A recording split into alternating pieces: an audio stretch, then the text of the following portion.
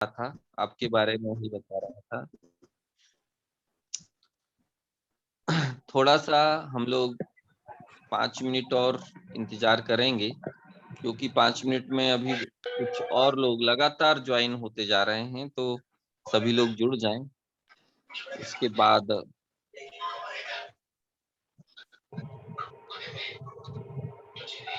तब तक कोई और पिछले विषयों की चर्चा किसी को करनी हो तो अभी 5 मिनट हमारे बीच में प्रारंभ में है।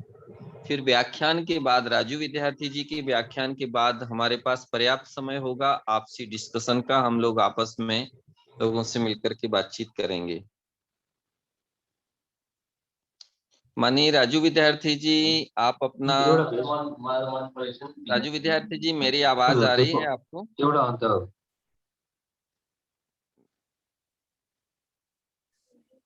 राजू विद्यार्थी जी। जय जिनेन्द्र साहब, जय जिनेन्द्र। जय जिनेन्द्र। मानिए राजू विद्यार्थी जी, मेरी बात सुन पा रहे हैं? मेरे पास डेटा है जी जी मिले भैया जी।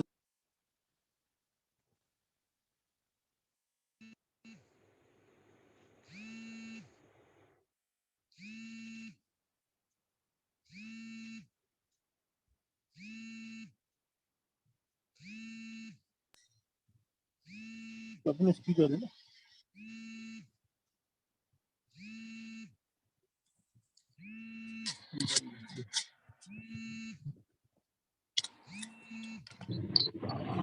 जय जिनेन्द्र भैया जी। जय जी जिनेन्द्र। ओम पाटोदी जी भी आ गए हैं। जी जय जिनेन्द्र। आपको देख करके हमारी ऊर्जा 10 गुनी बढ़ जाती है। ये तो आपका बड़प्पन है सर। नहीं, जयेंद्र बड़प्पन भैया तो जी, जय चरण वंदन जिनेन्द्र। भैया जी, चरण वंदन। हाँ दिनेश जी, कैसे हैं? आपका आशीर्वाद है, चरण वंदन। जी जी। जय जिनेन्द्र सभी जय जिनेन्द्र। को। वंदे मातरम। जय माता। हमारी ये जो वंदे बैठक है, मातरम, वंदे मातरम। ये केवल किसी एक वर्ग तक सीमित ना होकर के पूरे राष्ट्रीय स्तर के सभी वर्ग के लोग हमसे जुड़े हुए हैं। और इस बैठक जी का मूल उद्देश्य समाज और राष्ट्र को गुरुकुलीन शिक्षा पद्धति की ओर ले जाने का है। दिनेश जी जैन साहब अशोकनगर से हमारे बीच जुड़े हैं। ये बहुत बड़ी हस्ती हैं। इन्होंने पूरे अशोकनगर जिले में हमारी भारतीय संस्कृति का एक डंका बजा करके रखा हुआ है, और बहुत ही बढ़िया गौशाला का संचालन भी आपके माध्यम से हो रहा है वहां पर।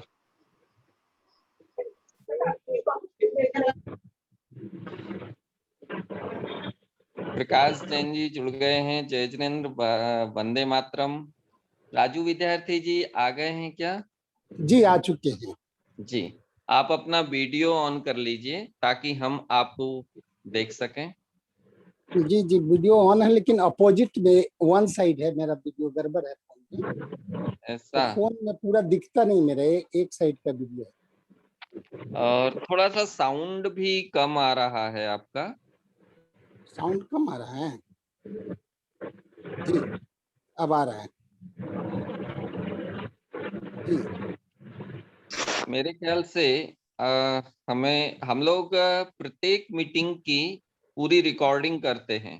जी जी जी और जो लोग बैठक में उपस्थित किसी वजह से नहीं हो पाते हैं, तो जी। हम उन तक बाद में वीडियो भी प्रेषित करते हैं।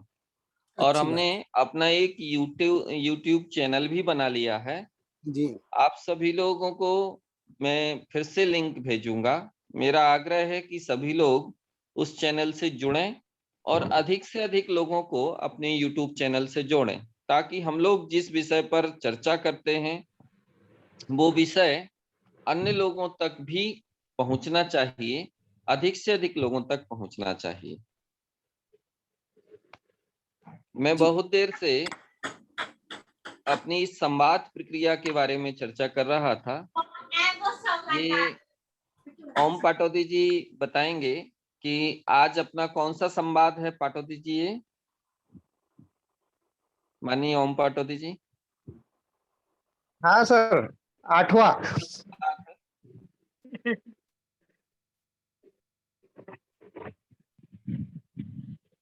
कृपया बताएं ओम जी। हाँ सर, 8वां संवाद है। 8वां संवाद। आज हम लोग अपना 8वां संवाद कर रहे हैं, जिसमें 7 संवादों में परिचर्चा हुई है। और पहले संवाद में हम सभी ने इसकी पूरी कार्य योजना तैयार की थी। और आश्चर्य की बात यह है, मेरे पास में जो फीडबैक आता है, मेरे पास सैकड़ों फोन आते हैं, देश भर से फोन आते हैं, और कई लोग नए नए जुड़ भी रहे हैं। और सभी लोग ये चाहते थे कि इस तरह की एक संवाद प्रक्रिया प्रारंभ होनी चाहिए और ये निरंतर चलनी चाहिए। तो मेरी ये कोशिश है कि चाहे कोरोना का ये षड्यंत्र चलता रहे या सरकार इसको वापस ले ले, दवा कंपनियां इसको वापस ले, लेकिन हम इस एक मंच को हमेशा तैयार रखेंगे। एक ऑनलाइन का एक इतना अच्छा सिस्टम हम सभी को प्राप्त हुआ है, जिससे हम अपने घर में बैठ करके बिना किसी खर्चे के और अपने छोटे मोटे कामों को भी यदि करना चाहें तो करते हुए एक दूसरे की बात को सुन सकते हैं और एक दूसरे के विचारों को एक दूसरे तक पहुंचा सकते हैं। माननीय राजू विद्यार्थी जी हम जी सभी के नमस्ते। बीच में हैं। उनका अपना मौलिक चिंतन है और उन्होंने अपनी कठोर परिश्रम से वर्तमान में जो व्यवस्था चल रही है, जो सिस्टम चल रहा है, जो डेमोक्रेटिक पार्लियामेंट्री सिस्टम एक गलत दिशा लिए हुए इस समय प्रचलित है और जो लाखों समस्याएं हमें पैदा कर रहा है, इन समस्याओं का समाधान क्या हो सकता है, इनका इसकी एक वैकल्पिक व्यवस्था क्या हो सकती है, इस सिस्टम को हम कैसे सुधार सकते हैं, पर आपका बहुत ही सुंदर अध्ययन, लेखन और पूरा एक प्रोजेक्ट तैयार है। मैंने उनसे आग्रह किया था कि आप हम सभी के बीच में आए। मेरा उनसे प्रत्यक्ष कभी परिचय तो नहीं हुआ, लेकिन जितनी बार भी चर्चा हुई है और उनके जो आलेख मैंने पढ़े हैं, उनको पढ़ने के बाद उनकी प्रतिभा से मैं परिचित हुआ हूँ। मुझे उनका परिचय माननीय अमृत भाई पटेल, जो कि अहमदाबाद में रहते हैं और वो अपने आप में एक बहुत बड़ी शख्सियत हैं, उनके बारे में एक अलग सत्र में मैं चर्चा करूंगा और उनको सामने रख करके चर्चा करूंगा, क्योंकि अमृत भाई जी जो है वो हमेशा पर्दा लगा करके काम करते हैं और पर्दे के पीछे से बहुत बड़ा काम करते हैं। आइए आज मैं माननीय राजू विद्यार्थी जी को आमंत्रित करता हूं और उनसे निवेदन करता हूं कि हम सभी को वे संबोधित करें। आप सभी लोगों से आग्रह है कि आप लोग जब व्याख्यान चल रहा हो उस समय अपना माइक भी बंद रखें और वीडियो से कोई दिक्कत नहीं होगी, वीडियो चालू रख सकते हैं, लेकिन बड़ी गंभीरता से एक एक बात को आप जरूर सुने। और उसके बाद जैसे ही व्याख्यान खत्म होगा तो हम लोग अपनी बात आपस में एक दूसरे के समक्ष रख सकते हैं, डिस्कशन कर सकते हैं और सुझाव भी दे सकते हैं। माननीय राजू विद्यार्थी जी अपनी बात। विनय ब्रह्मचारी जी को मेरे तरफ से नमस्कार। और देश को प्यार करने वाले आज के इस वेबिनार में उपस्थित सभी साथियों, आपकी आवाज बहुत धीमी आ रही है। मैं आप लोग सभी लोगों को हार्दिक शुभकामना देता हूं और यह बताना चाहता हूं कि मैं विगत 10 वर्षों से राजीव भाई की मृत्यु के 4 दिन के बाद से देश की चिंता गंभीरता से किया, पर मेरा जो जीवन है, राजनीतिक जीवन 1985 में शुरू हुआ था, जब बीपी सिंह ने डिफेंस छोड़ करके जन मोर्चा बनाया था। और उस समय मैं एमए का छात्र था पटना विश्वविद्यालय में। हमारे कुछ साथी यह कहते थे कि राजनीति में नहीं जाना चाहिए। तो मेरे मन में यह बात आया कि जब अच्छे लोग राजनीति में नहीं जाएंगे तो फिर देश का क्या होगा। तब मैंने यह दृढ़ संकल्प कर लिया कि मैं राजनीति में ही जाऊंगा। और 1985 से पहली बार मैं बीपी सिंह के सानिध्य में आया और 2007 तक, जब तक हम डायरेक्टर बिहार मगही एकेडमी के पद पर थे, तब तक हम सक्रिय राजनीतिक जीवन में थे। 2008 और 2009 में मुझे सौभाग्य मिला जनता दल यूनाइटेड का राष्ट्रीय कार्यालय प्रभारी बनने का, और 2009 में पॉलिसी बनाने की जिम्मेदारी मिली जनता दल यूनाइटेड को। लेकिन 2010 में मुझे राजीव दीक्षित जी को सुनने का मौका मिला। मृत्यु के चौथे दिन मेरे एक मित्र थे जिन्होंने आकर बताया, राजीव दीक्षित जी का विचार, सबसे पहले उन्होंने मुझे आई ओपनिंग लेक्चर सुनाया। जब आई ओपनिंग लेक्चर मैंने सुना तो मेरे दिमाग घूम गए। मैं पॉलिटिकल साइंस में रिसर्च किया, पीएचडी किया हूं। मुझे ये नहीं पता था कि भारत का संविधान 65% बोरोड है, बाहर से लिया गया है, और प्रदेशी मान्यताओं पे हमारा संविधान चलता है।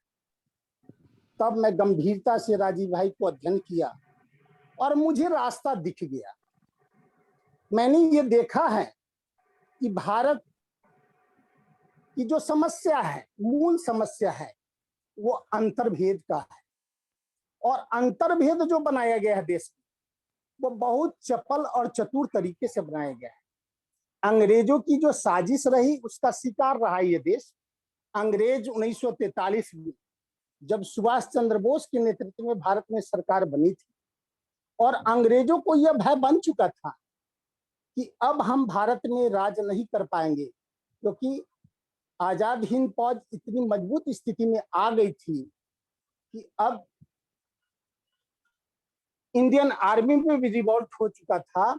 और आजाद हिंद फौज के सशक्तिकरण के बाद ब्रिटिश की सरकार को यह समझ में आ गया था कि अब ज्यादा दिन हम भारत में नहीं टिक पाएंगे। और 1945 में जो भारत में जो भारतीय सैनिक द्वितीय विश्व युद्ध में लड़ रहे थे, वो स्वदेश लौटने वाले थे।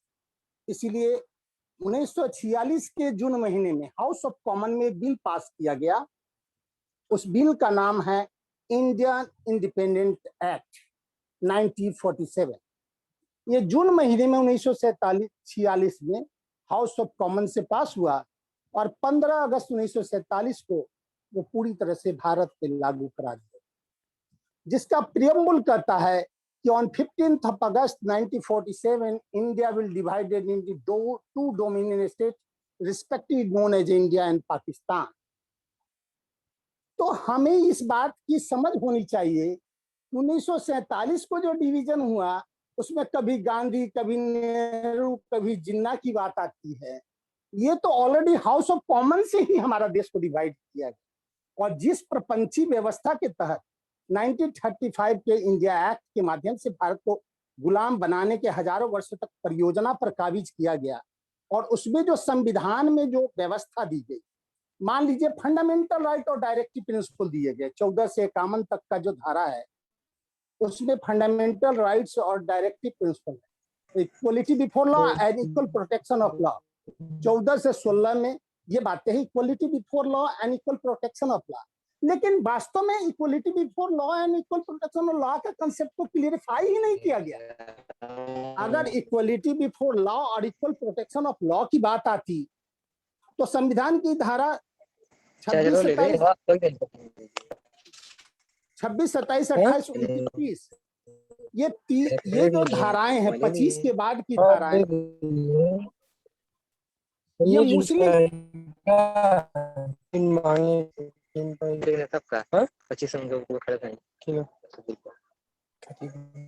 ये मुस्लिम तुष्टीकरण गिनती का पक्षपोषक बन गया। और भारत जी, तो व्यवस्था के विषय में आपको बताना ये चाहते हैं कि जब भी दुनिया में कोई क्रांति आती है तो विचार में परिवर्तन होता है और राष्ट्रभक्ति की भावना को स्थापित किया जाता है। दुर्भाग्य है कि भारत में जब आजादी आई तो राष्ट्रवाद आया ही नहीं। खत्म हो जाए, डाटा ना आएगा। ये बीच में कौन बोल रहे हैं? कृपया अपना माइक बंद कर लें, बीच में कोई ना बोले। आशीष जी, जरा सभी को जी भैया जी, मैं सभी के माइक ऑफ करने का प्रयास कर रहा हूँ, जो जो जी जी जी जी। राजू जी, आपका चेहरा नहीं दिख पाएगा क्या हम लोगों को? दरअसल में मेरे एक साइड का कैमरा खराब पड़ा हुआ अच्छा अच्छा अच्छा, है। लेकिन अभी तो आप दिख रहे हैं। दिख रहा है ना उसको, हाँ, फोन हाँ। को बैक साइड से दिखा रहा हूँ। अच्छा, ठीक है, तो बैक साइड से दिखा दीजिए। जी जी कोई जी। दिक्कत नहीं। तो जी, सबसे ज्यादा आप चालू रखिए, हाँ, तो क्षमा मैंने चाहता हूँ। जब पॉलिटिकल जीवन में मेरा ये सानिध्य रहा, अच्छे लोगों के साथ और देश के अच्छे लोगों के सानिध्य में रहने का मौका मिला, लेकिन हम उसमें रहते हुए देखें कि व्यवस्था कितना कुपित और जनहित विरोधी है। इस पर मैं लगातार चिंतन करते करते अपने 56 वर्ष के जीवन में जो लेखनी के माध्यम से, शुभकामना संदेश के माध्यम से पिछले 1 सालों से अपनी भावना को देश को देने का प्रयास किया हूं, जिससे मुझे बहुत लोगों का प्यार और स्नेह प्राप्त हुआ है। मैं प्रयास करता हूं और ईमानदारी से प्रयास करता हूं। मैं कोई भी बात पढ़ लिख कर नहीं करता हूं, जो मेरे दिमाग में बात से उभर कर आता है विषय पर, जो अध्ययन के माध्यम से मेरा हुआ है, चिंतन मनन से, मैं उसी बात को रखता हूं। हो सकता है कि मेरी बात किसी को सही नहीं लगे, अगर वैसा होगा तो उसके लिए मैं क्षमा चाहूंगा। पर मैं जो समझा हूं अपने जीवन में कि अगर दुनिया को बदलना है तो खुद को बदलना। मैं पिछले 56 वर्षों के अध्ययन के बाद ये महसूस किया हूं कि समस्या कुछ भी नहीं है। सबसे बड़ी समस्या है हमारे अंदर का अहंकार, हमारे अंदर का माया, मोह, लोभ, अहंकार, भय, तृष्णा, स्वार्थ। और कोई समस्या नहीं है। हम अपने आप को नहीं पहचान पा रहे हैं। अगर हम अपने आप को पहचान लें और अपनी शक्ति को पहचान लें, तो शायद जो कुछ दिख रहा है वह स्वतः समाप्त हो जाए। संघे शक्ति कलिजुगे कहावत है कि संगठन में ताकत है। पर संगठन की बात तो सभी लोग करते हैं। राजीव दीक्षित को समझने के बाद इस देश में करोड़ों नौजवान राजीव दीक्षित के विचारों पर काम करने लगे। लेकिन क्या कारण है कि हमारा एक संगठन देश में बन नहीं सका? मुंडे मुंडे मति में भिरना, मतलब वैचारिक एकता, लक्ष्य की एकाग्रता, परियोजना की स्पष्टता जब तक नहीं होगी, हम किसी भी लक्ष्य को भेद नहीं पाएंगे। हमें सकारात्मक रास्तों पे चलना है। अगर कोई व्यक्ति हमें सम्मान नहीं देता है, तो यह मानकर स्वीकार कर लेना है कि ईश्वर ने उसे उतना ही ज्ञान दिया था। अगर हम किसी के गलत व्यवहार को अगर अपने दिमाग में डाल लेंगे, तो उससे परेशानी हमें ही मिलती है, क्योंकि समस्याएं दिमाग से होती है, बाहर से नहीं। इसीलिए मैं जो राजीव दीक्षित को समझा, उसके बाद मुझे लगा कि राजीव दीक्षित का काम करते हुए 10 वर्ष गुजर गए और पूरे समर्पण, ईमानदारी और प्रतिबद्धता के साथ मैं जब इस काम में लगा, जब राजनीतिक व्यवस्था में एक अच्छे अवसर को मैंने त्याग करके इस काम में लगा, तो मुझे ऐसा लगा कि देशभक्त लोग संगठित हो जाएंगे। लेकिन दुर्भाग्य है कि जो पीड़ा, जो समर्पण, जो प्रतिबद्धता, जो लगाव, जो एकाग्रता अपने लक्ष्य के प्रति होना चाहिए, वो मैं देख नहीं पाया। हमारी स्थिति मेढक की दिखाई दी। तब मैंने एक प्रारूप बनाया, राजीव दीक्षित मार्गदर्शिका, क्योंकि मैं ऐसा मानता हूं, हम रहें या न रहें, दीप जलना चाहिए। अगर हम दुनिया में रहें या न रहें, लेकिन विचार के आधार पर निर्माण होना चाहिए। जिस तरह से राजीव दीक्षित के विचार पर देश के लोगों में एक आकर्षण है, और मैं ऐसा मानता हूं कि राजीव दीक्षित का विचार राष्ट्रवाद का एक नशा की गोली है। हमें एक ऐसा क्षीर प्राप्त हो गया है, एक ऐसा नशा की गोली मिल गया है। अगर उसको हम सभी को खिला ले, उसको नशा की गोली कहना तो गलत होगा, मैं उसको क्षीर मानता हूं। ये ऐसा राजीव दीक्षित का विचार ऐसा क्षीर है, अगर वो क्षीर अगर हम भारत के हर व्यक्ति तक पहुंचाने में सफल हो जाएं, तो शायद हमारा जीवन धन्य हो जाएगा। और जो उस क्षीर को खाएगा, उसमें राष्ट्रभक्ति का जज्बा जन्म ले लेगा। ये मेरी मान्यता है। इसीलिए मैंने ये विचार जब राजीव दीक्षित को समझा और जब काम करने चला, तो मुझे परेशानियां ये आई कि व्यवस्था परिवर्तन की बात करने वाले लोग अपने को अपने भौतिक जीवन की आवश्यकताओं की पूर्ति की सीमा में बांधे हुए दिखाई दी। इसमें हमने किसी को दोषी नहीं माना। कारण यह था कि हम जो ये व्यवस्था चल रही है, इस व्यवस्था से निकल नहीं पाते हैं। एक व्यवस्था जो चल रही है, उस व्यवस्था में जात पात, ऊंच नीच, जाति, धर्म, भाषा, क्षेत्र, रंग, नस्ल, ये जो बनाया गया है, इसका मकसद भारत में सिर्फ राजनीतिक लक्ष्य की प्राप्ति है। भारत की मूल समस्या सिर्फ और सिर्फ हमारे दिए हुए टैक्स का गलत बंदरवाट है। आपको पता होगा कि भारत सरकार जो हमारे टैक्स के पैसे को देश के निर्माण में खर्च करती है, वो दो स्रोतों से करती है। एक स्रोत को कहते हैं गैर योजना मद और दूसरे को कहते हैं योजना मद। गैर योजना मद को कहते हैं नॉन प्लान्ड एक्सपेंडिचर और योजना मद को कहते हैं planned expenditure. Non planned expenditure में 75 पैसा व्यय होता है और प्लान्ड एक्सपेंडिचर में 25 पैसा व्यय होता है। नॉन प्लान्ड एक्सपेंडिचर किस मद में खर्च होता है? नॉन प्लान्ड एक्सपेंडिचर देश में सेवारत सरकारी सेवक और लोगों को जो सेवा में है, सरकारी सेवा में है, मंत्री है, विधायक है, सेना है, जो सेवा क्षेत्र के हैं, उनको वेतन में दिए जाने वाले खर्च को ही मूल रूप से गैर योजना मद में स्वीकारा गया है। और उसके अलावा योजना मद में 25 पैसा, जिसमें पुल है, पुलिया है, सड़क है, रोड है, संस्थान है, इसको बनाने में खर्च होता है।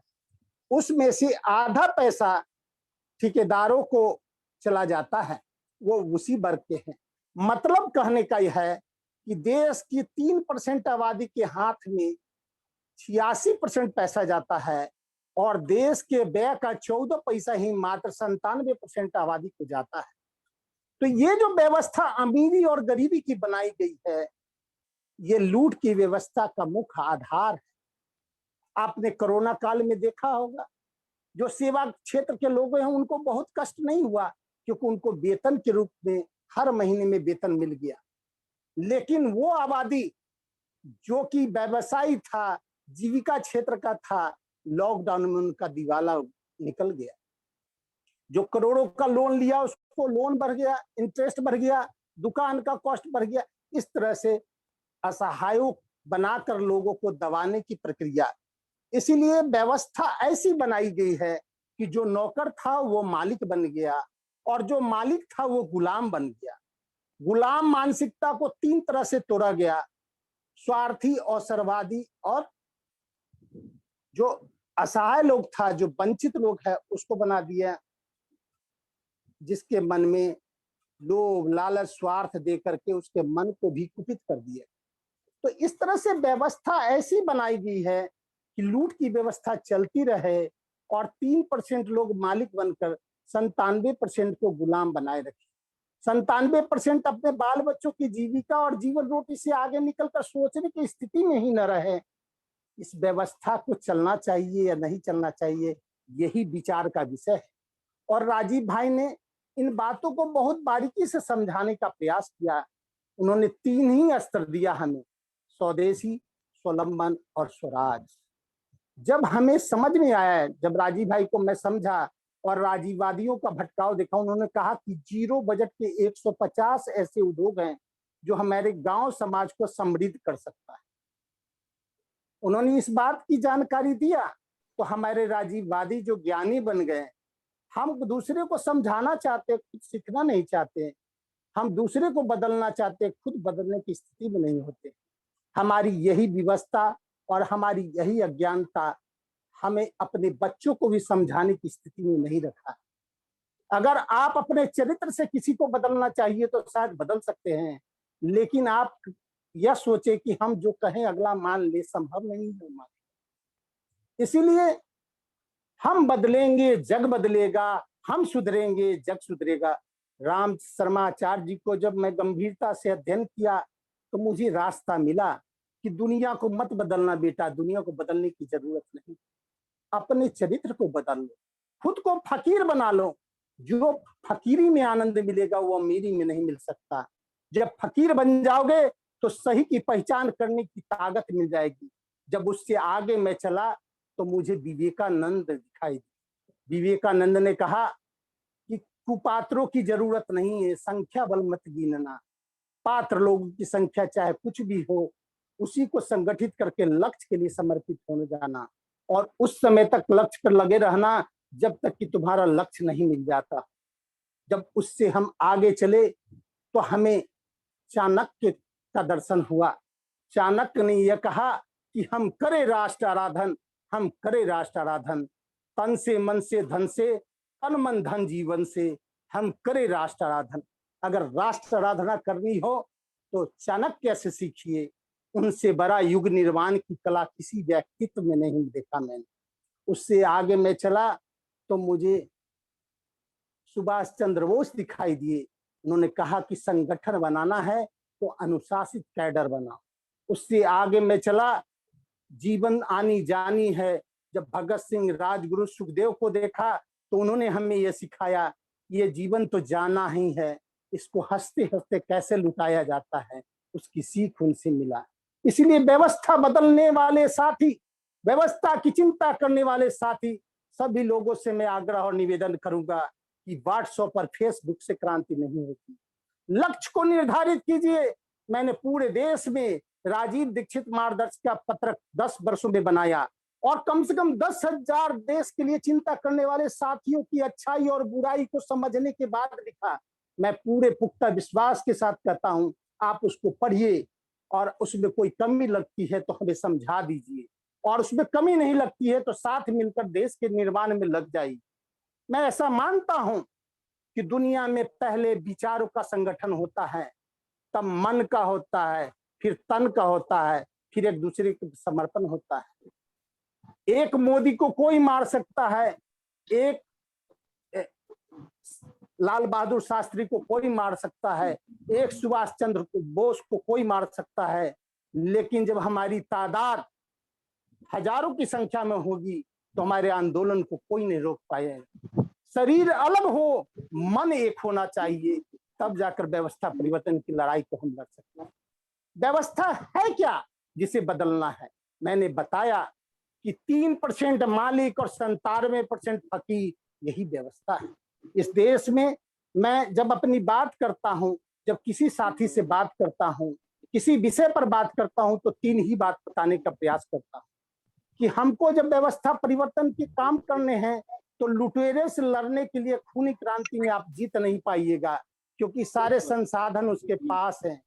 हमने राम शर्माचार्य जी के विचार को बहुत गहराई से देखा कि दुनिया को बदलना है तो विचार क्रांति से बदल सकते हैं, विचार क्रांति से। उसके सिवाय व्यवस्था को बदलने का कोई रास्ता नहीं है। आजाद भारत में दुनिया का कोई भी देश जब आजाद हुआ है तो वहां वैचारिक क्रांति आई है, वहां गुलामी के निशानियों को संजोगा नहीं गया है। भारत एक ऐसा अभागा देश है जहां वैचारिक क्रांति आया ही नहीं। भारत के लोग सही और गलत की सही समझ को समझ ही नहीं सके, यही इस देश का दुर्भाग्य है। यहाँ के लोग भावुक, सहकारी और भावनात्मक होते हैं, जिसका शोषण दोहन दमन हर काल में हुआ है। इसीलिए मैं ये प्लीज आवाज तो करो। देखिए बीच में किसने अपना माइक चालू किया? बंद कीजिए माइक। उषा जैन आपका माइक चालू है, बंद कीजिए।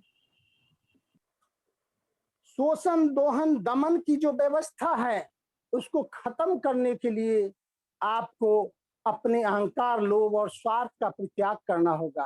भारत के लोग बहुत अच्छे सहकारी थे, लेकिन धीरे धीरे पाश्चात्य सभ्यता और संस्कृति के प्रकोप में हम फंसकर अपने उच्च वैभव, संस्कृति और संस्कार को खोने लगे।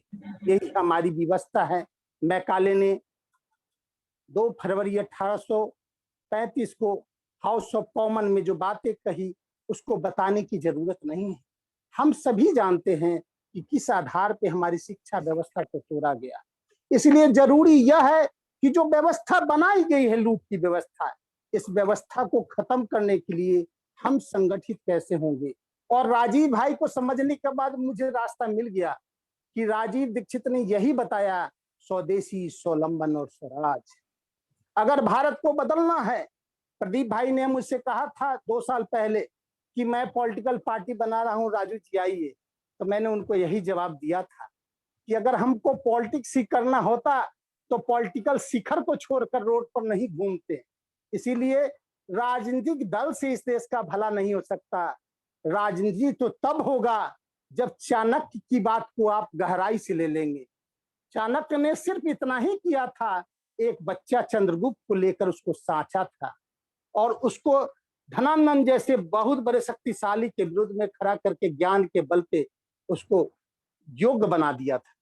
हमारा और आपका काम यह होना चाहिए कि राजीव भाई ने जितने रास्ते बताए हैं उन सभी रास्तों को जीवन में अमली जामा देकर देश में जागृति लाने के लिए कोई भी पॉलिसी, कोई भी नीति, कोई भी कार्यक्रम अगर बनाना है तो सबसे पहले देश को जगाना होगा। और जब तक देश को आप नहीं जगाइएगा तब तक कुछ भी परिवर्तन देश में हो नहीं सकता, क्योंकि देश सोया हुआ है, सही ज्ञान से महरूम है। इसीलिए हमें चाणक्य और चंद्रगुप्त के सिद्धांत को जीवन में धारण करना होगा।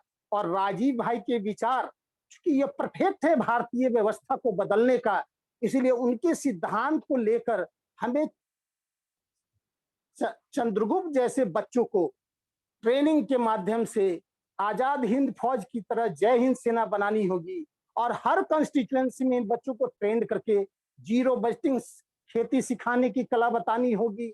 उसको यूनानी पद्धति से भोजनालय में बताना होगा कि औषधालय है, आयुर्वेद का ज्ञान देना होगा, पशुपालन के माध्यम से स्वावलंबन के कार्यक्रम को बताना होगा, गुरुकुल के माध्यम से उनको ज्ञान का, गुरुकुल हमारे बहुत सारे साथी गुरुकुल की बात करते हैं, गुरुकुल खोलने के पक्ष में होते हैं। मित्रों, गुरुकुल कोई स्थली नहीं है। गुरु और कुल, कुल माने होता है समाज और गुरु मतलब होता है गुरुर ब्रह्मा गुरुर विष्णु गुरुर देव महेश्वर। मतलब उस व्यक्ति का सानिध्य, उस व्यक्ति का ज्ञान जो युग निर्माण के लिए एक कुल की सृष्टि करता। गुरुकुल मतलब वो है, वही व्यक्ति गुरुकुल परंपरा की स्थापना कर सकता है जिसने अपने जीवन को साध लिया हो। ईश्वरीय प्रेरणा उसमें है, न्याय के संपूर्ण आयाम उसमें है। वही व्यक्ति कहीं भी बैठकर जब लोगों को जागृति देगा तो वहां से गुरुकुल की स्थापना स्वतः हो जाती। भारतीय सभ्यता और संस्कृति में आचार्य सिर्फ अनुभव था, आचार्य सिर्फ अनुभव था, मैनिटोरियल सिस्टम था, मॉनिटर पढ़ाता था, लेकिन अनुभव गुरु का होता था। गुरु ज्ञान देते थे और वह प्रैक्टिकल ज्ञान होता था, दक्ष बनाया जाता था। बच्चों को दक्ष बनाने की कला जो हम देते हैं उसी को गुरुकुल कहते हैं। अभी की शिक्षा, ज्ञान, विद्या और संस्कार जब तक हम नहीं समझते हैं, मन, बुद्धि और संस्कार की बात जब तक नहीं समझते हैं, तब निर्माण की बात नहीं आती है। इसीलिए ज्ञान और शिक्षा निर्माण से जुड़ा हुआ है। इसीलिए किसी भी चीज को, किसी भी विषय को दिग्भ्रमित नहीं करना है, हमें पहले खुद को पात्र बनाना है। जब हम खुद को पात्र बनाएंगे तो हमारे अंदर इंसान है, इंसान से गलती होगी और भूखे भजन हो नहीं सकता। भूखे को अगर भजन करने कहिएगा तो नहीं होगा। इसीलिए स्वदेशी आंदोलन चलाना पड़ेगा और स्वावलंबी बनाना पड़ेगा ग्राम समाज को। जब बच्चे हमारे जाके गांव-गांव में जागृति का काम करेंगे, लोगों को जीरो बजटिंग सिखाएंगे, पशुपालन सिखाएंगे, शिक्षा के उपागम सिखाएंगे, आयुर्वेद के टिप्स लोगों को ठीक करेंगे। जब एक बच्चा, 10 बच्चा, 100 बच्चा किसी पार्टिकुलर कंस्टिट्यूएंसी में जाकर ये काम करेगा, जब वो गांव को उसके विचार और उसके ज्ञान से लाभ होगा, तभी उस बच्चे को वो गांव के लोग बेटा या गुरु मानेगा। और जब उसको गुरु और बेटा मानेगा तभी उसे सदन में पहुंचाएगा। जब स्वदेशी आंदोलन चलेगा और गांव समाज में स्वावलंबन आएगा, तो जब यही बच्चे जब नेतृत्व बनेगा समाज का, तब स्वदेशी, स्वावलंबन और स्वराज की स्थिति आएगा। जब स्वराज आएगा, जब चरित्र ही सदन और व्यवस्था में जाएगा, तब निर्माण की गतिविधि शुरू होगी और उसके बाद ही राम राज की परिकल्पना को हम साकार दे सकते हैं। इसलिए व्यवस्था परिवर्तन, इसीलिए संगठन की जरूरत है, क्योंकि देश गंभीर संकट में फंसा हुआ है। इस देश में ज्ञान की अज्ञानता, जो शिक्षा दी जा रही है वो रोजी रोटी की शिक्षा है। और उस रोजी रोटी की शिक्षा में एक बहुत गंभीर बात कहना चाहता हूं, मेरे किसी भी साथी को अगर इस विचार से असहमति हो, या बुरा लगे तो क्षमा कीजिएगा। हम लोग मैकाले शिक्षा पद्धति में अपने बच्चों को लाखों करोड़ों रुपया लगा रोजगारों की फौज में ले जाकर के खड़ा कर देना है। लेकिन आप देख लीजिए, मुसलमान लोग जो कट्टर हैं, देश विरोधी हो गए हैं, लेकिन ये लोग अपने बच्चों को एक के जगह 36 बच्चे पैदा करते हैं, लेकिन जन्म से उसको भगवान के भरोसे छोड़ देते हैं। कोई रेहड़ी चलाता है, कोई बाल काटता है, कोई सब्जी बेचता है, कोई गाड़ी बनाता है। निर्माण के पूरे क्षेत्र पर मुसलमानों का आज एकाधिकार है। एक भी मुसलमान नहीं है जो रोजगार के लिए रोड पर घूमता फिर रहा है। इसीलिए निर्माण के क्षेत्र में हमारी प्रतिभा पिछड़ती चली जा रही है, और वे लोग जो भारत विरोधी गतिविधि में उनकी आबादी बढ़ती चली जा रही है, यह भी भारत के लिए गंभीर संकट है। इसीलिए हम किसी से घृणा नहीं करते हैं, हम इंसानी आधार पर किसी के प्रति दुराभाव नहीं रखते हैं, लेकिन देश की हालात पे जरूर चिंता होती है। और अपनी चिंता को शुभकामना संदेश के माध्यम से मैं डेली व्यक्त करता हूँ, प्रतिदिन व्यक्त करता हूँ। इसीलिए मैं निवेदन करूंगा देश की चिंता करने वाले साथियों से कि हम लोग सिर्फ जूम तक ही सीमित नहीं रहें, हम लोग संगठित हों और लक्ष्य निर्धारित करें। हमें सिर्फ मछली की आंख दिखाई देनी चाहिए, प्रोजेक्ट स्पष्ट होना चाहिए, और संघीय शक्ति कल जुगे मन में जिस दिन हमारे सहकारिता, सहयोग और भाईचारा आ जाएगा, जिस दिन एक दूसरे पर भरोसा हो जाएगा, उस दिन निर्माण की गति बढ़ जाएगी। दुर्भाग्य है कि हम लोग इतना ज्ञानी हो गए हैं कि दूसरे से कुछ सीखना ही नहीं चाहते। सिर्फ कोई भी इंसान आज है, आज किसी एक व्यक्ति को ले लीजिए, हर व्यक्ति दूसरे को कुछ समझाने में लगा। मित्रों, किसी को समझाने की जरूरत नहीं। जो खुद को समझ लिया वह दुनिया को समझाने की जरूरत नहीं पड़ेगी, उसके छाया से भी दुनिया सीखने लगेगा। गौतम बुद्ध जब चले अंगुली मार डाकू की तरफ, तो कुछ लोग कहा कि आपका हाथ काट लेगा, तो हंसने लगे। उनको यह समझ थी कि हम उसके चरित्र को बदल लेंगे। इसीलिए हमारे अंदर यह भाव भी विकसित करना होगा, ईश्वर को साक्षी मानकर हर आदमी को अपने स्तर से अपना देखना होगा, और अपने अंदर की बुराई को जैसे जैसे आप खत्म करते जाइएगा, बट वृक्ष बनते चले जाइएगा। जिस दिन आपके अंदर सबके लिए समान दृष्टिकोण आ जाएगा और ईश्वर हर पल आपको दिखाई देगा, ईश्वर साथ देगा, और जो आप काम करना चाहते हैं उसमें संगठित, राजीव भाई ने कहा है, जिस दिन 5 करोड़ की आबादी एक मंच पर हो जाएगी, भारत का हित हो जाएगा। मैं इन भावों को ध्यान में रखकर मैं चाहता हूं कि हम देश में स्कूल, कॉलेज और विभिन्न तरह से, विभिन्न उपक्रमों से, विभिन्न दिशा निर्देश से देश के लोगों को जागृति के लिए काम करें। पिछले दिनों भारतीय परिवार के कुछ साथी मेरे पास आए थे, उन्होंने भारतीय परिवार के माध्यम से बैंकों का माया जाल मुझे समझाने का प्रयास किया।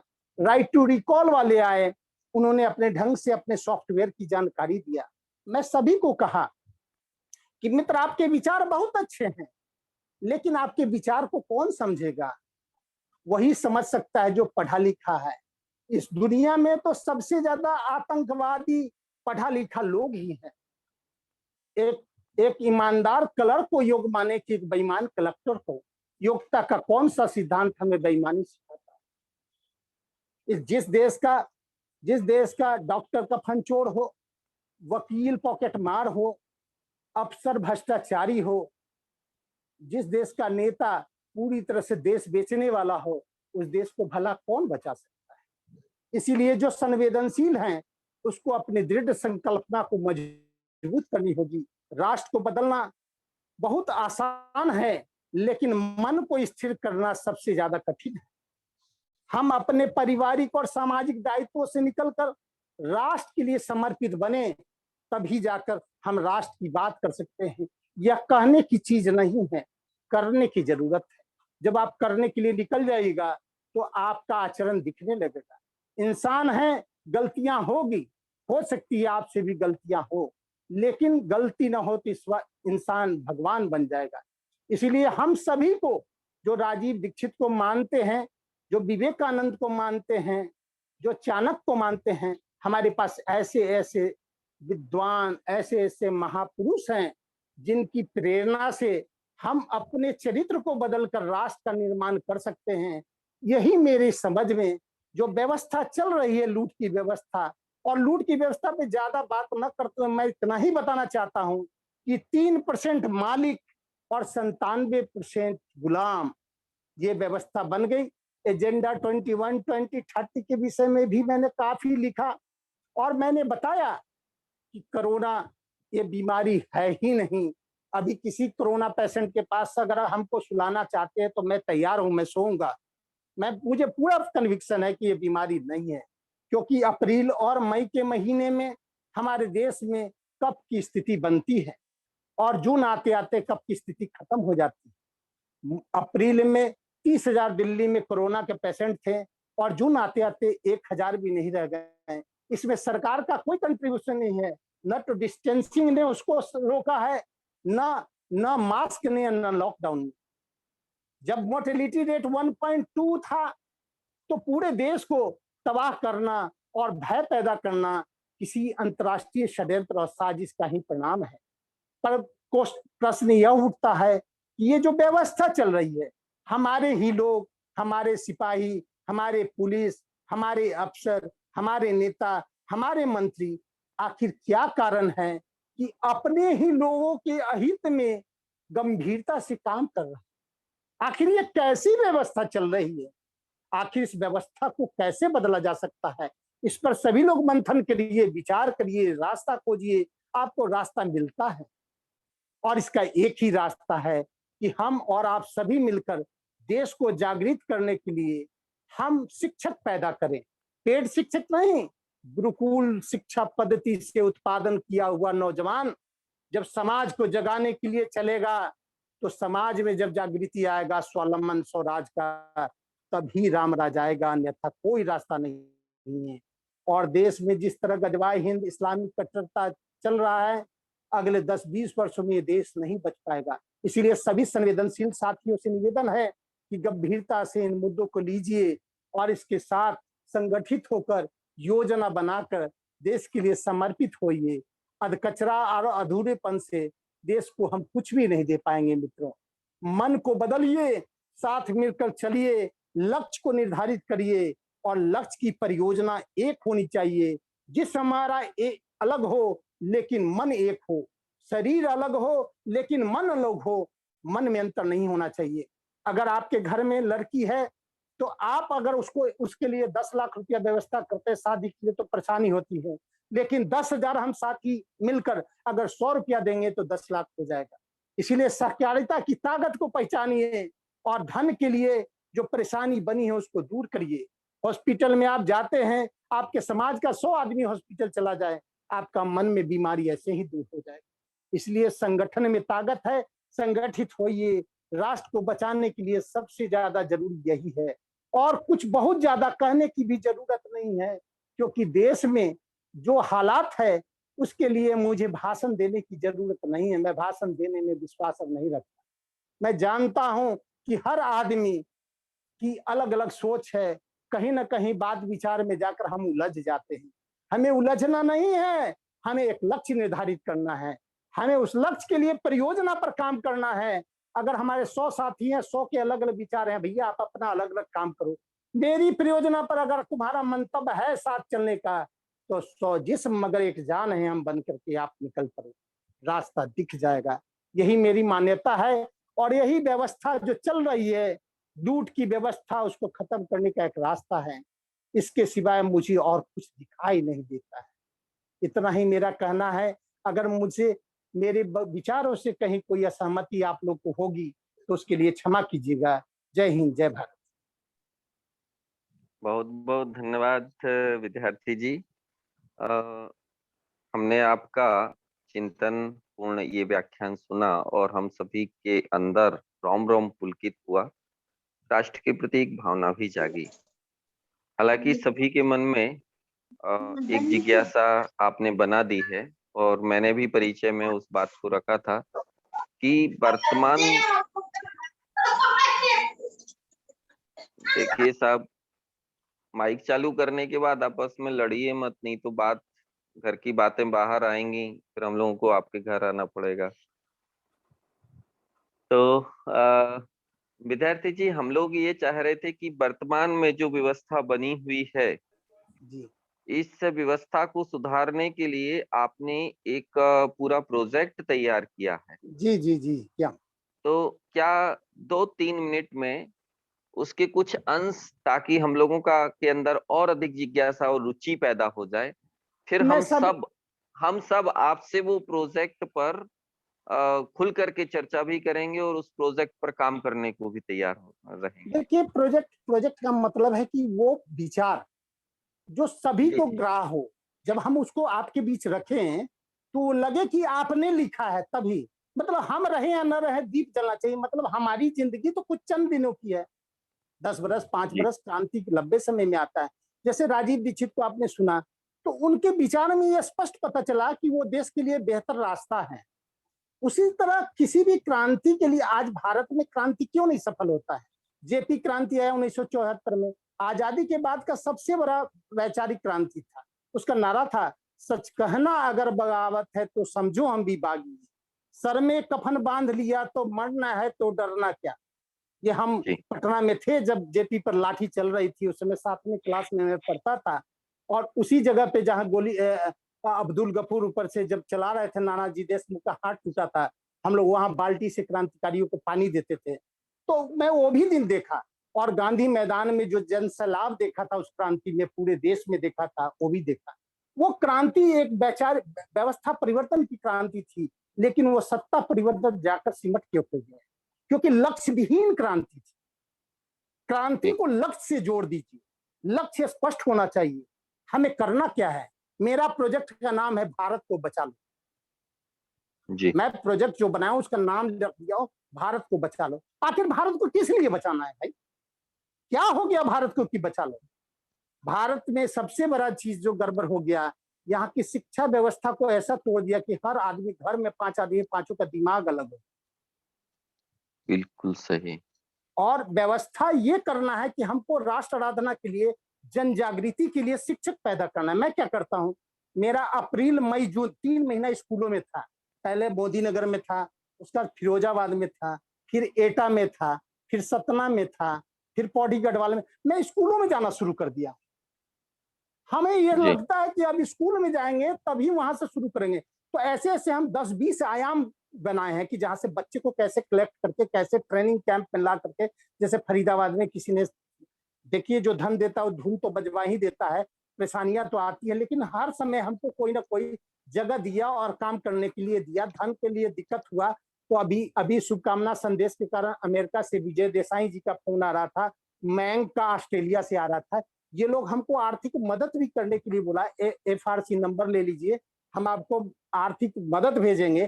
तो ये लोग को अब फीलिंग होने लगा कि ये आदमी समर्पित होकर के देश के लिए काम कर रहा है, उन लोग को शुभकामना संदेश मिल रहा है अमेरिका में। तो जी जैसे राजीव भाई के कुछ साथी लोग हमसे जुड़े, अमेरिका में भी जुड़े, जैसे शैलेंद्र मेहता है गुजरात के, जैसे अमरीक भाई है ये पटेल साहब। तो ये सब जब मिले तो ये लोग के सहयोग से ही मेरे को लोग जानने लगे। क्योंकि मेरा जो मन है, अभी हमारी बात हो रही थी विजय देसाई जी से, तो उन्होंने हमको कहा कि राजू जी आप इस तरह के काम करते हैं, आप इनसे पुष्पेंद्र से नहीं परिचित हैं। तो हम कहे कि भैया देखिए, हम दिखावा में नहीं जाना चाहते हैं, हमें तो 100 से ज्यादा पुष्पेंद्र श्रेष्ठ चाहिए। एक पुष्पेंद्र श्रेष्ठ को तो कोई तमाम कर देगा, क्योंकि यहाँ की कानून व्यवस्था इतनी लचर है, हम छटपटा के मर जाएंगे, लेकिन फिर हम दूसरा पुष्पेंद्र श्रेष्ठ नहीं पैदा कर लेंगे।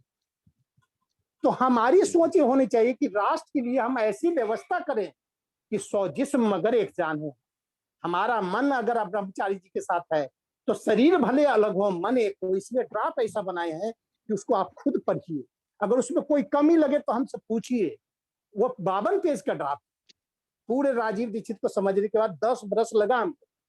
उस ड्राफ्ट को 52 पेज लिखने में मैंने 10 बरस लगाया। और मैं पूरे विश्वास के साथ कह सकता हूं, उस ड्राफ्ट को पढ़ने के बाद आपके पास कोई भी निगेटिव माइंड नहीं हो सकता। हम लोगों को वो ड्राफ्ट उपलब्ध हो सकता है? अभी तुरंत भेज देंगे ड्राफ्ट पत्रिका के रूप में। आप PDF भेज दीजिए तो मैं अन्य सारे साथियों तक ये पहुंचा अभी तुरंत PDF भी भेजते हैं। और स्वधर्म संदेश जो पत्रिका हमने निकाला है, उसका पहला जो हम पत्रिका निकाले अगस्त 2000 में RNI से रजिस्ट्रेशन के बाद, तो पहले पत्रिका में राजीव दीक्षित संगठन विशेषांक ही पूरा छाप दिए, 52 का 52 पेज। अच्छा अच्छा अच्छा जी। जी। तो तो मैं हार्ड देखा, कॉपी भी उपलब्ध करा दीजिएगा। हाँ, हार्ड कॉपी भी मिल जाएगा, उसकी कॉपी करवा के हम भेज देंगे। अभी अमेरिका में लोगों ने स्वधर्म संदेश के विषय में बताया, इसकी अंग्रेजी में ट्रांसलेट करके और संस्कृत में हमको चाहिए। जर्मनी में संस्कृत में मांगा और अमेरिका में अंग्रेजी में मांग दिया। कहा कि इतना संस्कृत में, फॉर्मेट, जर्मनी ने संस्कृत में? हाँ, जर्मनी संस्कृत पढ़ता है। आहा, हाँ, क्या बात है। और हम लोग जर्मनी दुर्भाग्य है हम लोगों को। तो इस तरह की जर्मनी बात, जर्मनी के लोग 18वीं शताब्दी 19वीं शताब्दी से संस्कृत के लिए प्रयासरत है साहब। अच्छा अच्छा जी जी जी। जी।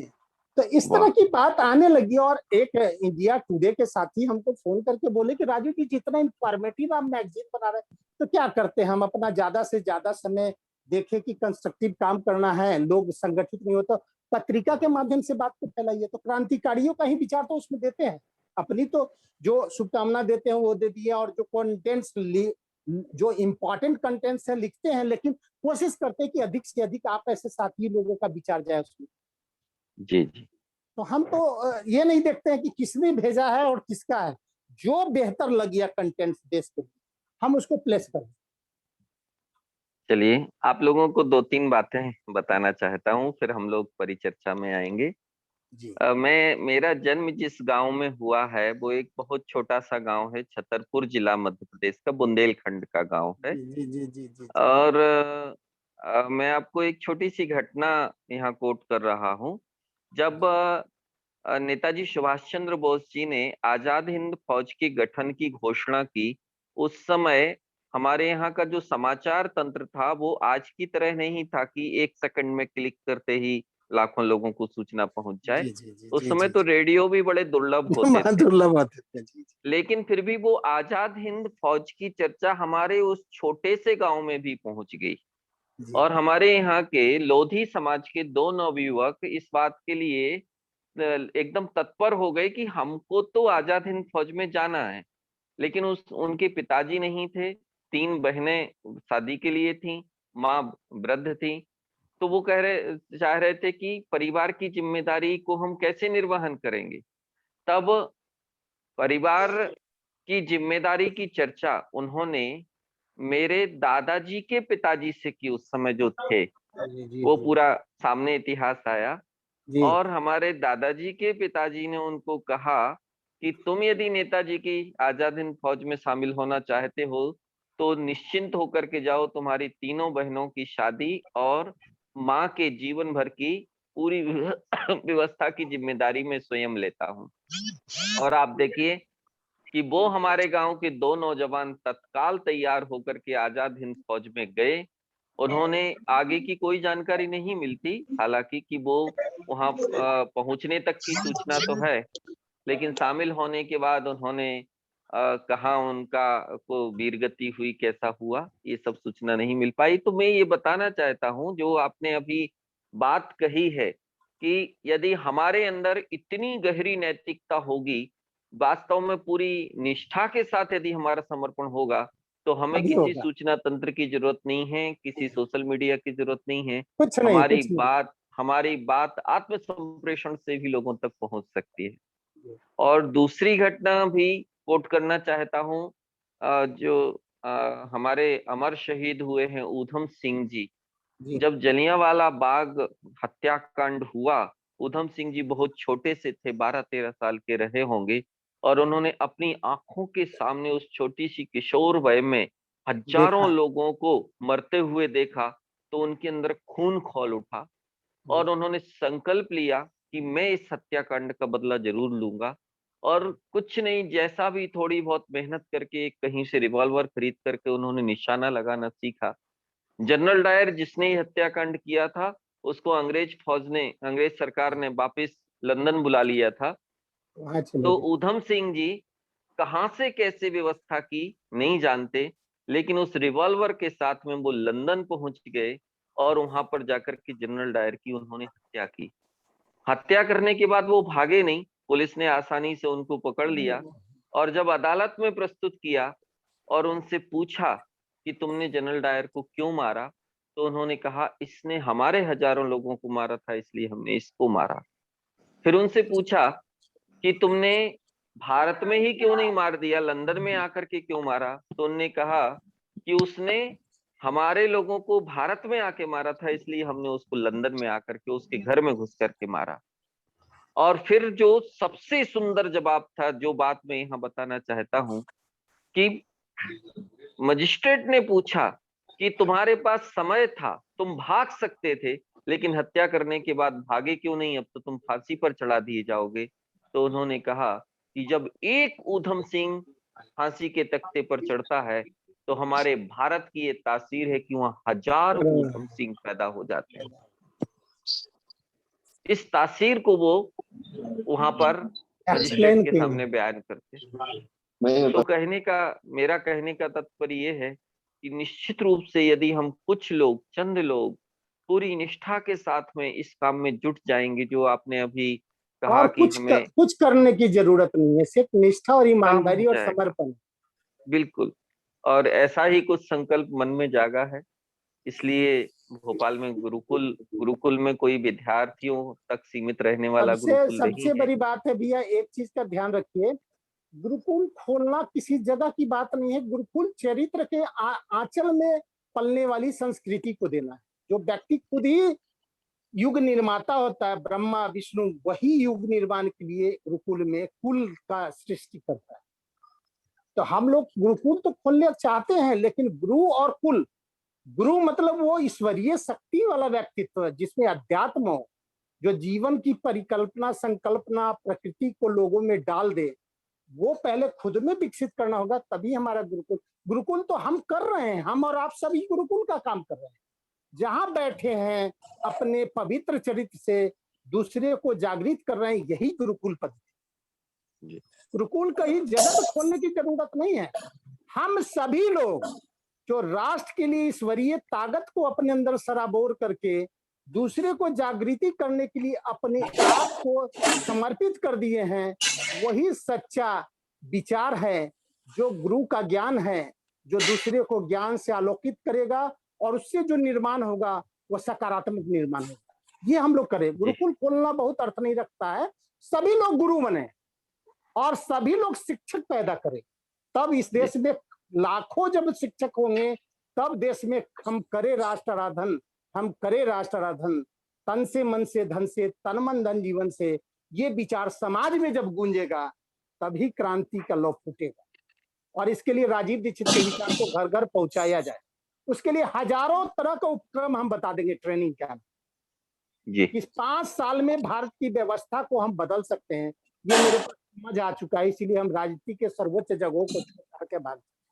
जी मैं ट्रेनिंग देता था राज्याध्यक्ष को, संगठन जी। एक सूचना और देकर के फिर अन्य लोगों को भी आमंत्रित करता हूं। अगले शनिवार को हमारे बीच में श्री रूपेश पांडे जी वाराणसी से होंगे, जो राजीव दीक्षित जी के बिल्कुल राइट हैंड रहे हैं और अभी भी उस मिशन में लगातार तत्पर हैं। कुछ लोगों का ये सुझाव आया था कि हम ज़ूम ऐप की जगह गूगल मीट पर इन बैठकों को आयोजित करें। हमारा प्रयास चल रहा है। आशीष जी इस काम में तत्परता से लगे हुए हैं और जैसे ही हमें इस तरह की अनुकूलता मिलेगी तो हम इस पर भी आएंगे। अन्य लोग जो आज बैठक में सम्मिलित हैं, मैं आग्रह करूंगा कि अपना सुझाव, अपनी बात या अपनी जिज्ञासा सबके बीच में रखें, ताकि हमारी ये परिचर्चा हर बार की तरह एक बार फिर से एक दूसरे में समाहित हो सके।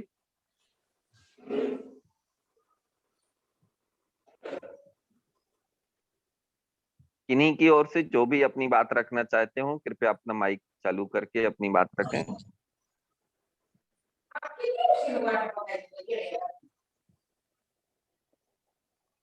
विनय भैया जी, जय जिनेन्द्र।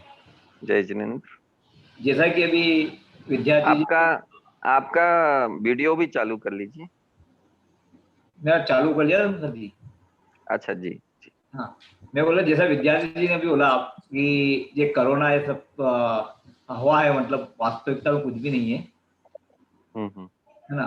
तो जैसे अभी सब दूर मुहिम चली हुई है कि जहाँ भी बच्चों को एडमिशन भी कराना हो या कुछ भी करना हो या एयरपोर्ट का टिकट भी लेना हो, सभी में अनिवार्य कर दिया कि जिसने वैक्सीन लगाई होगी उसको ये सब मिलेगा। तो ऐसा हमारे पास कुछ साधन है जिससे हम इस पर रोक लगा सके? अभी आरटीआई में स्वास्थ्य मंत्रालय ने कहा है कि वैक्सीनेशन कंपलसरी नहीं है।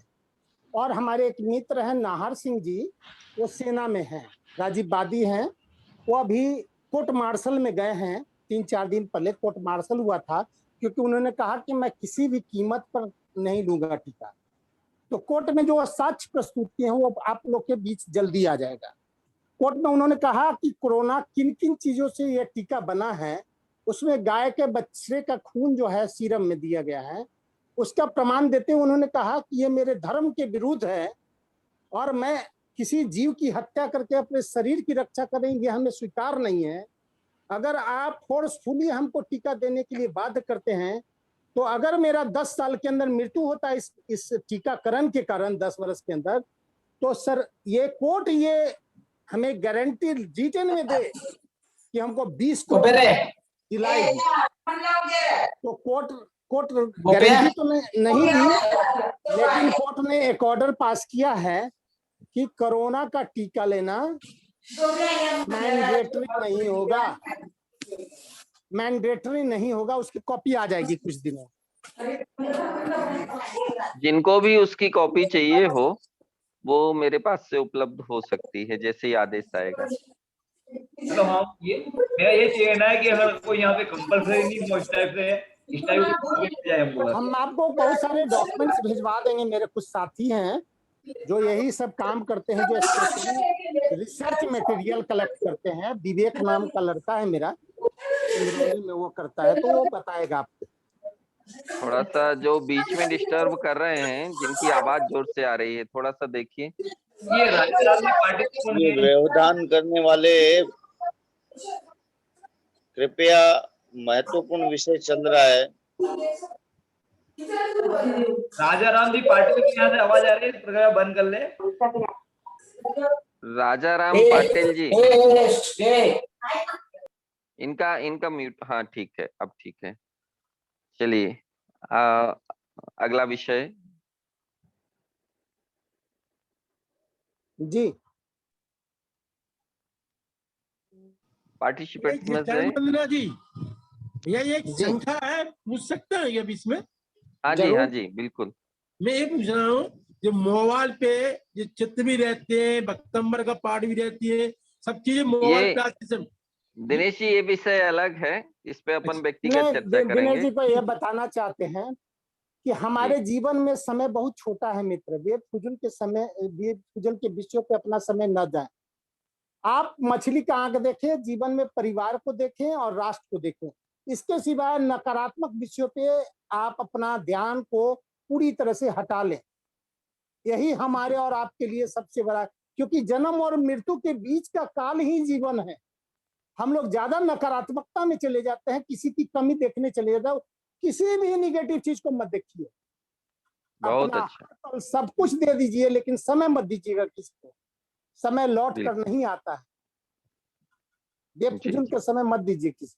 जी, अन्य किसी की जो भी जिज्ञासा हो, विषय हो, कृपया रखें। पूछिए, बेहिचक बात करिए। जी सर, बहुत मिलता है जी। बहुत अच्छी बात बताई आपने, और हमें भी राष्ट्र के प्रति प्रेम की भावना कुछ और जागृत हुई है। राष्ट्र के प्रति प्रेम था, पर भावना जागृत हुई है। तो मैं जी बताइए कि राजीव जी दीक्षित को किस तरीके से सुना जा सकता है? कुछ नहीं, 10-15 हम लिखा देंगे, उसको सुन लीजिएगा। उसके बाद आप देश के लिए समर्पित जीवन अर्पित हो जाएगा। और हमसे खाली टेलीफोनिकली संवाद कीजिए। मेरा नंबर ले लीजिए। हमारा जो दिनचर्या है, सुबह 7 बजे से 10:30 बजे तक। मैं जगने के बाद, योगा करने के बाद 7 बजे से 10:30 बजे तक मोटिवेशनल काम करता हूँ, इंडिविजुअल, पूरे भारत में 10:30 बजे तक। 11 बजे स्नान करने के बाद 12 बजे सेंटर निकलता हूँ, जहाँ की ट्रेनिंग कैंप के लिए जगह बना रहे हैं। और वहां से 6 बजे आने के बाद 6 बजे से लेके 11 बजे तक फिर मोटिवेशनल टेलीफोनिकली करते हैं। उसके बाद 11 बजे के बाद हम लिखना पढ़ना करते हैं। 1 बजे हम सोते हैं। ये मेरा रूटीन, हम करें क्या। जी जी। तो इस तरह से अपना पूरा समय देश के लिए लगा दिए हैं, और जो साथी समझ रहे हैं वो लोग धीरे धीरे समझने हाँ, जुड़ रहे हैं। जी धन्यवाद धन्यवाद। वंदे मातरम जी। मैं आपसे वंदे मातरम। करूंगा, ये- एक वादा करूंगा, अच्छा एक चल रहा है वादा करूंगा, जीवन जी। में हम लोग से जुड़िएगा तो आपका समय व्यर्थ नहीं होगा, इसकी गारंटी। अब विश्वास पैदा नहीं होगा, इस बात की गारंटी दूंगा कि जीवन में सब कुछ किसी को दे दीजिएगा, समय मत दीजिए। व्यक्ति पर भरोसा मत कीजिएगा, व्यक्ति धोखा देगा। विचार पर भरोसा कीजिएगा, विचार धोखा नहीं देता। अगर राजू विद्यार्थी के विचार सही है तो साथ चलिएगा, विचार सही नहीं है तो कभी साथ मत चलिएगा, धोखा हो जाएगा। चलिए अगले कोई ये अपनी बात मेरा रख रहे प्रश्न थे। है आदरणीय जी। राजू जी से जी कि ये आरटीआई में जैसे लिखा हुआ है कि टीका वॉलंटरी है, लेकिन हमारे यहाँ स्थानीय प्रशासन का इतना दबाव है कि अब उसको वो कैसे किया जाए, क्या किया जाए उसमें। देखिए मिर्जाफरों का देश है ना, हमारे अपने लोग ही अपने लोग को सताते हैं। जी मैंने बोला ना कि ये देश जो गद्दार मिर्जाफरों का देश है, जो मालिक बन गया 3%, जो नौकर था, ये नौकर जो मालिक बन गया है, ये तो गुलाम है ना पूरा दुनिया का। जी यही गुलाम के हाथ में 97% का जिंदगी फंस गया है। तो अब 97% अपनी परेशानी को समझेगा तभी तो 3% को मार भगाएगा। तो इस 97% को समझाएगा कौन? आपके इसे सब पागल ही तो समझा सकता है। नहीं जब वो हमें तो जी मेरे पास उसकी वो पीडीएफ भी है, मैंने उसको वो प्रिंट आउट भी करवा के निकलवा लिया है। भाई लेकिन साहब, मैं भाई साहब कहना क्या चाहता हूँ, कौन मानेगा आपका प्रिंट आउट को? वही तो बात तो वही है। जब व्यवस्था ही गलत लोगों के हाथ में है, गुंडा लोगों के हाथ में है, तो ये गुंडा ही तो है। ये बौद्धिक आतंकवादी किसको कहते हैं? दुनिया में जितनी भी समस्या है, रॉथचाइल्ड्स और रॉथशील्ड है कौन? तेरा परिवार कौन है? यूएनओ का ऑर्गेनाइजर कौन है? वर्ल्डो का इंटरनेशनल बैंक का मालिक कौन है? दुनिया का देश किसका गुलाम है? ये सब चीज जानिएगा तब ना पता चलेगा। तो हम गुलाम हैं, आज भी गुलाम है, पहले भी गुलाम थे जी तो गुलामी के दास्ता को तोड़ने के लिए जब तक आप अपने जीवन में 97% को जागृति के लिए समर्पित नहीं होइएगा। देखिए, जीविका और परिवार भूखे भजन नहीं हो सकता, इसलिए भूख भजन की व्यवस्था सहकारिता से करिए। एक आदमी रसगुल्ला खाया, दूसरा नमक रोटी खाए, ये क्यों होगा? हम जमात में 100 आदमी आ जाए और 100 आदमी मेहनत करें, जो सहकारिता में जो हक बनता है सब ले। जी जब ये व्यवस्था चल पड़ेगा, जब आपका संगठन होगा तो आपकी बात सब सुनेगा। और अकेले जाके कहिए कि लो कोरोना का दे रहे हैं, ये आरटीआई का रिपोर्ट है, कोई मानेगा?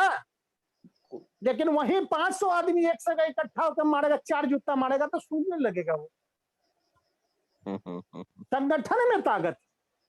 99% तो लाइन में खड़े होके अपनी तरफ से जाके लगवाने वाले लोग हैं ना। तो क्या करिएगा? जो भय बन गया, स्वार्थी मन हो गया ना इस देश की आबादी का।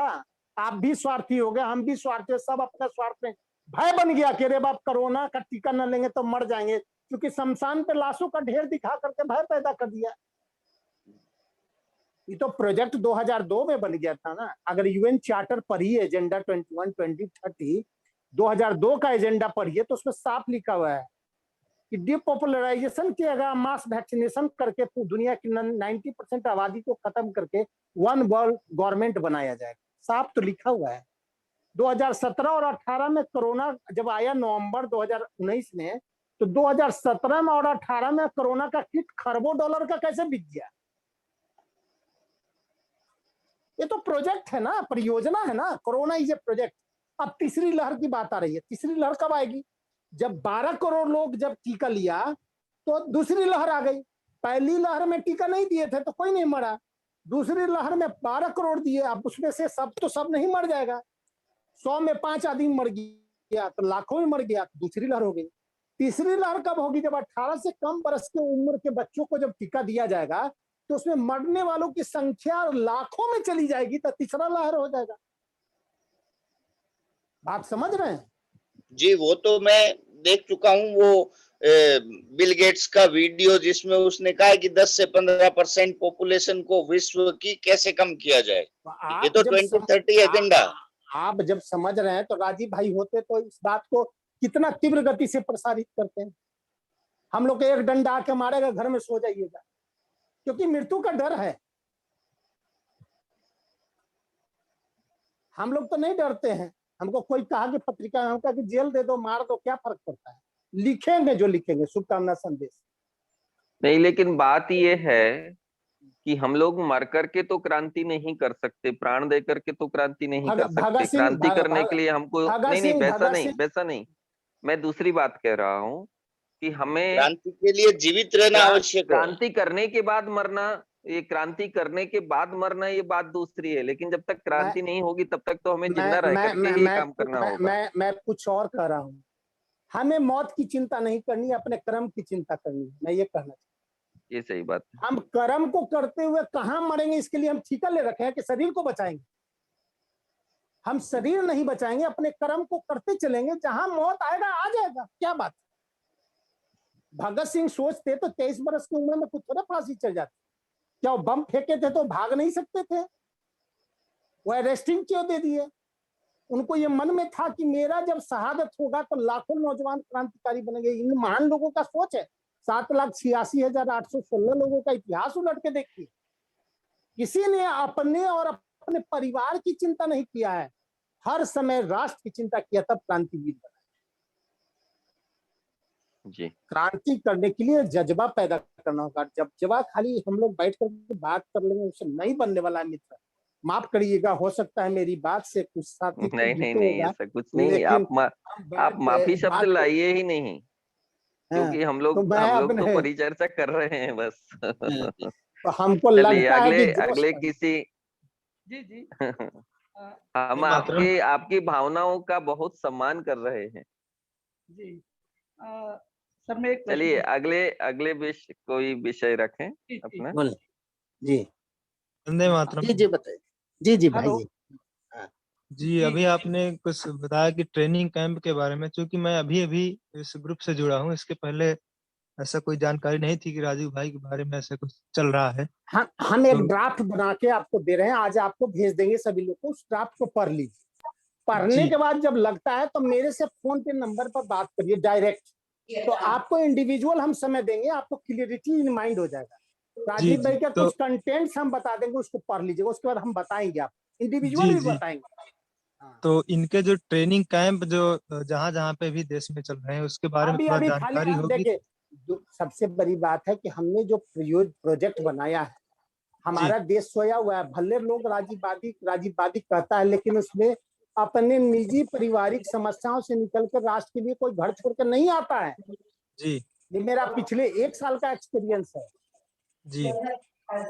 सेंटर भी बना दिया, भीख मांग के खाना की भी व्यवस्था कर देंगे हम जी। लेकिन देश के लिए किसी से भीख मांगने में मुझे संकोच नहीं करेगा। कटोरा लेके चौराहा पर बैठने के लिए तो हम देश के लिए बैठ गए, लेकिन लोग आएगा तभी तो उसको ट्रेनिंग दीजिएगा। जी, ट्रेनिंग का दस्तावेज तो पत्रिका में पूरा भर दिए, उसको पढ़िएगा तो आपको क्लियरिटी इन माइंड आ जाएगा कि हमको करना कैसे है। जी। मेरे कहने का केवल इतना ही था कि अभी कोई मतलब कोई स्थान है जहाँ पे ऐसा कुछ ट्रेनिंग स्थान से क्या, आप हमसे फोन से बात करिए, आपको समझ में आ जाएगा। आप देने लगेगा, स्कूल कॉलेजेस में जाके दीजिए, कोई आपके पास आएगा नहीं, किसी को फुर्सत नहीं है।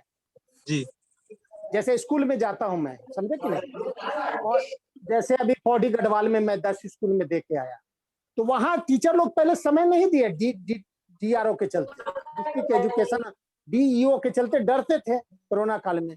लेकिन कुछ हमारे टीचर साथी थे, हम उनको कहा कि चलो हमको प्रिंसिपल से खाली इंट्रोड्यूस कराना और हमको प्रोग्राम मिल जाएगा। तब जगह जब लेक्चर देते थे तो टीचर लोग काफी प्रभावित होता था और कहता था कि फिर सर आइएगा, हम वेलकम करते हैं। इस तरह का अगर मोटिवेशन हो जाए, क्योंकि हम सिखाते नहीं थे, उसमें जागरूकता पैदा करते। तो हम हर स्कूल से कहें कि हमको 5-5 बच्चा दीजिए, 5 बच्चा का वहीं पर जाकर के 100 बच्चे का एक ट्रेनिंग कैंप बनाएंगे और वहीं जाके उन 100 बच्चे को राजीव दीक्षित के लिए डेली 5 घंटा देने के लिए, समाज में जागृति के लिए मोटिवेशन देंगे। इस तरह से करेंगे सेंटर, ये बताएंगे हम आपको अलग से कैसे इस कैंप को हम लोग संचालित करेंगे सब लोग। जी जी, मतलब हम लोग टीचर एक बार पैदा एक बार आपकी मार्गदर्शिका सब तक पहुंच जाए, सब लोग अच्छी तरह से पढ़ लें, हाँ उसके बाद अपना मन बना करके हम लोग हाँ एक ट्रेनिंग कैंप भी आयोजित कर सकते हैं अलग से। हाँ, जैसे हम जी कर रहे हैं यहाँ देश भर से करीबन हमने कैटेगराइज किया 3 कैटेगरी के साथ। जी, चलिए अगले विषय के लिए जिनको भी अपनी बात रखनी हो। हाँ, आदरणीय भैया जी। जी हाँ जी, हाँ जी, बोलिए। आदरणीय विद्यार्थी साहब, जी मैं जी जी आपकी भावना को सादर वंदन करता हूँ। आपकी पीड़ा से भी मैं बहुत प्रभावित हूँ, पर मेरा सिर्फ एक ये प्रश्न है कि आप जैसे लोग, आपने अपनी बात में कहा कि मात्र 3% लोग 97% लोगों को बेवकूफ बना रहे हैं। तो अगर हम कोई क्रांति लाना चाहते हैं तो निश्चित है हमें भी उस पैमाने पे लड़ना होगा, क्योंकि हमको 97% लोगों को मुख्य धारा में लाना है, जबकि 97% लोग पूरी तरह से निष्क्रिय होकर पड़े हैं। तो आप, हम जैसे गुरुकुलम एक पद्धति है, एक संस्था है, एक माध्यम है, तो क्या ऐसे ही माध्यम हमारे अपने क्रांति को लाने में सहायक नहीं होंगे? तो हमारा कहने का मतलब है कि आपका एजेंडा अभी मुझे मालूम नहीं है कि आप किस तरह से कर रहे हैं, निश्चित ही आपकी बहुत बड़ी विजन होगी, पर हम इस अच्छी सोच में अच्छे लोगों को जोड़ने में कुछ ऐसा करें ताकि संस्था और हमारा मिशन और अधिक कम समय में और तीव्र गति से आगे बढ़ सके। मित्र, मैं यहाँ ये बताना चाहता हूँ कि हमसे बहुत सारे साथी बोलते हैं कि राजू विद्यार्थी जी हम आपसे जुड़ना चाहते हैं। हम कहते हैं व्यक्ति से मत जुड़िए, हमसे मत जुड़िए, विचार से जुड़िए। अगर विचार हमारा समझ में आ जाता है तो आप वहीं से गुरुकुल चला रहे हैं। हर आदमी गुरु है, जिसमें गुरु तत्व धारण कर लिया वो घर बैठे ही सब लोगों को मोटिवेट कर रहा है। मतलब लाखों गुरु हमें बनाना है जिसके अंदर कुछ अवगुण खत्म हो जाए, मान मोह लोभ स्वार्थ अहंकार भय तृष्णा, ये सब जो दुनिया के, इस दुनिया में जो प्रॉब्लम है उसको खत्म कर लीजिएगा, अपने आप को साध लीजिएगा, तो आपसे बड़ा ट्रेनर कोई हो ही नहीं सकता। ट्रेनिंग नहीं देना है किसी को, जिज्ञासा पैदा करना है। जब जिज्ञासा आ जाएगा तो खुद ही सीखता है आदमी, हम नहीं सिखा सकते किसी को। हम और आप सिर्फ उसमें एक जल में एक ढेला मारिएगा तो उसमें बबल आएगा। हम लोगों में जागरूकता पैदा करेंगे, हम सभी मिलकर। और भूखे भजन नहीं हो सकता, इसीलिए भूख की व्यवस्था के लिए भी हमको परियोजना बना के लोगों को जागृत करना होगा। चलिए अगला विषय किसी के द्वारा और किसी के द्वारा अपनी बात रखी जानी हो। हेलो, हाँ जी जी जी, बोलिए, बताइए। कोई कुछ कह रहे थे? चलिए, यदि किसी को अपनी बात अब नहीं रखनी है तो मैं इस सभा को यहीं विसर्जित करने की घोषणा करूं। विद्यार्थी जी के नंबर मिल जाते? हाँ, अभी मैं बोल रहा हूँ, सभी लोग लिख लीजिए। और जब भी आपको मौका मिले आप 12-1 बजे रात तक हमको बात कर सकते हैं, और 6 बजे 7 बजे से लेके 10 बजे तक आप फोन करें रात। और सुबह में फोन करना है तो सुबह 7 बजे से 10 बजे तक। जी, आप नंबर बोल दीजिए। हाँ, 721 721 31138। जी ठीक है। आज आप सभी लोग जुड़े, माननीय राजू विद्यार्थी जी ने हम सभी के अंदर एकदम जोश भर दिया, और हम लोगों को ये विश्वास है कि आप जैसे लोग जब तक रहेंगे तो आप शरीर से भले ही वृद्ध हो जाएं, लेकिन आपका मन और आपकी आत्मा हमेशा नौजवानों की तरह ही बनी रहेगी, और उससे कई सारे नौजवान आपसे प्रभावित होंगे, जुड़ेंगे। बहुत सारी भीड़ की जरूरत हमें किसी आंदोलन और क्रांति के लिए नहीं है।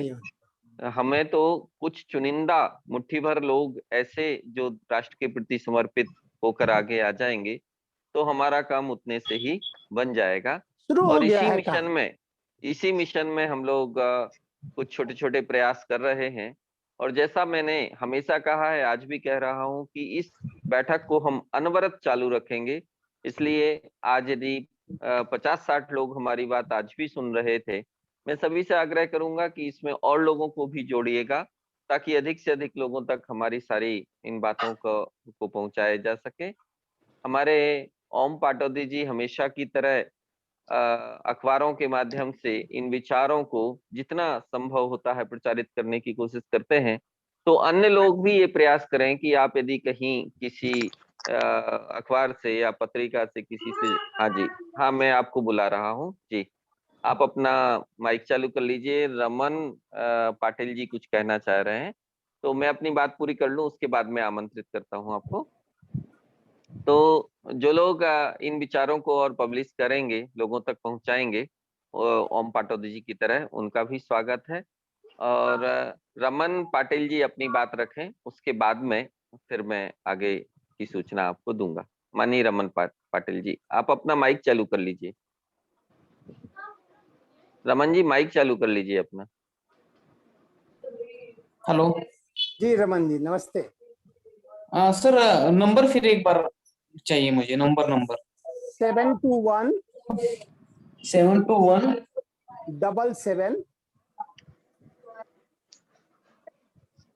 हाँ 31138। हाँ सर, मेरी बच्ची है, उसको भी गुरुकुल में मैं एडमिशन लेना चाहता हूँ। जी जी।